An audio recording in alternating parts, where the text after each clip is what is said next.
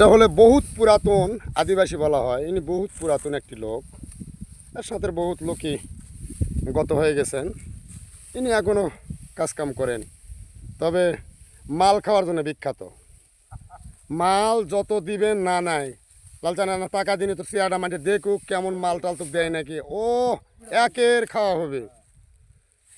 যদি 2-4 বোতল টাইগার দেন সমস্যা নাই, ওর কাছে ব্যাপারই না, চলতেই থাকবে। খাওয়ার জন্য বিখ্যাত। এখনও মনে করেন 2-1 বোতল টাইগার ওর কাছে ব্যাপারই না, আর ও মাল না খেলে কাজই করতে পারবে না। তবে ভাই বেশি বেশি শেয়ার দিয়েন, লোকটা বহুদিন বাঁচে থাক। আর এটা যদি ভিডিওটা ভাইরাল হয়, লালচানের বাড়ি ঘর আমি করে দিব। এই ছবি যদি ভাইরাল হয় তাহলে লালচানের বাড়ি করতে যে টাকা লাগবে সেটা আমি করে দিব। সবাই একটু সাপোর্ট করবেন। লোকটা খুব দরিদ্র অসহায় লোক, সবাই একটু সাপোর্ট করবেন ইনশাল্লাহ।